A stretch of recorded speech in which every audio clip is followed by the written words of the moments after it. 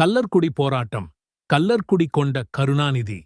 1950களில் திருச்சி அருகே உள்ள கல்லர்குடி என்ற ஊரின் பெயரை அங்கு தொழிற்சாலை தொடங்கிய வடிந்திய தொழிலதிபர் டால்மியாவின் பெயரைச் சேர்த்து டால்மியாபுரம் என்று மாற்ற அரசு தீர்மானித்தது. இதை தமிழர் அடையாளத்துக்கு எதிரான அவமதிப்பாக கருதிய கருணாநிதி மற்றும் டிஎம்கே கடுமையாக எதிர்த்து 1915 ஜூலை 15 அன்று வரலாற்று புகழ்பெற்ற கல்லர்குடி போராட்டம் நடத்தினர். போராட்டம் ரயில் நிலையத்தில் இருந்த டால்மியாபுரம் என்ற பெயர் பலகையில் கருப்பு பூசப்பட்டது. மீண்டும் கல்லர்குடி என்ற பெயர் எழுதப்பட்டது. காவல்துறை துப்பாக்கிச் சூடு நடந்து பலர் உயிரிழந்தனர். ஆனாலும் போராட்டம் பெரும் தாக்கத்தை ஏற்படுத்தியது.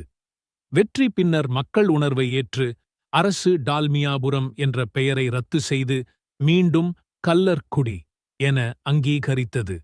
இதுவே கருணாநிதியின் அரசியல் வாழ்க்கைக்கு மிகப்பெரிய வெற்றியை தந்தது. கல்லர்குடி கொண்ட கருணாநிதி. இதன் பின் மக்கள் அவரை கல்லர்குடி கொண்ட கருணாநிதி என்று அழைக்கத் தொடங்கினர். ஆனால் பின்னாளில் எதிர்க்கட்சியினர்கள் அமுதிகவினர் அதை திரித்து கள்ளக்குடி கொண்ட கருணாநிதி திருட்டு ரயிலை ஏறியவர் என்று அவதூறு செய்தனர்.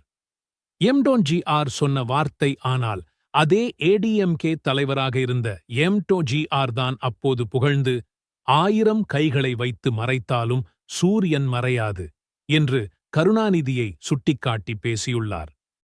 ஆனால் கல்லர்குடி போராட்டம் தமிழர் அடையாளத்தை காப்பதோடு மட்டுமல்லாமல் கருணாநிதியை தமிழ்நாட்டு அரசியலில் அழியாத சின்னமாக உயர்த்தியது. இப்போய் சாண்டாத் கல்லக்குடி கொண்ட